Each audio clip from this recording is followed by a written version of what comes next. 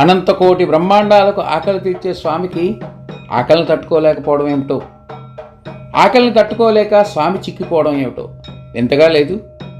కొట్టాయంకు 8 కిలోమీటర్ల దూరంలో తిరువారుపు గ్రామంలో ఉన్న శ్రీకృష్ణ దేవాలయం కృష్ణునికి ఆకలి ఎక్కువట. రోజుకు 7 సార్లు నైవేద్యం సమర్పిస్తారు. ఏకాంత సేవ అయిన వెంటనే దీపారాధన జరిగే ఏకైక ఆలయం ప్రపంచంలో ఇదే. స్వామివారి గుడి 2 నిమిషాలు మాత్రమే మూసి ఉంచడం, రాత్రి 2 గంటలకు తొలి నివేదన జరగడం ఇక్కడ విశేషం. ఇక్కడ పూజారికి ఆలయం తాళం చెవితో పాటు చేతిలో గొడ్డలు ఉండడం, అవసరమైతే ఆలయం తలుపులు పగలగొట్టైనా స్వామివారికి నివేదన తీర్చాలి అన్నది ఇక్కడ నియమం. పురాణగాథ ప్రకారం పాండవుల అజ్ఞాతవాసంలో ద్రౌపది అక్షయ పాత్రలో చివరి మెతుకు తిన్న కృష్ణుని రూపం ఈ విగ్రహం అని గాథ.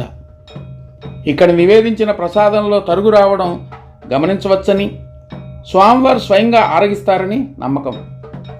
ఒకానొక గ్రహణ సమయంలో తలుపులు గ్రహణానంతరం తెరిచేటప్పటికీ స్వామివారి విగ్రహం క్షయం అవ్వడం గమనించిన పూజారులు అప్పటి నుంచి నిత్య నైవేద్యాలు సమర్పించడం అన్నది ఆనవాయితీగా మారింది. శంకరాచార్యులు మొదటి శిష్యుడైన పద్మపాదుల వారు దీన్ని పునఃప్రతిష్ఠించారని చారిత్రక నేపథ్యం.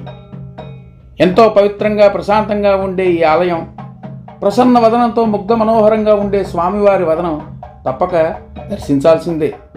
జై శ్రీకృష్ణ. హుషారా.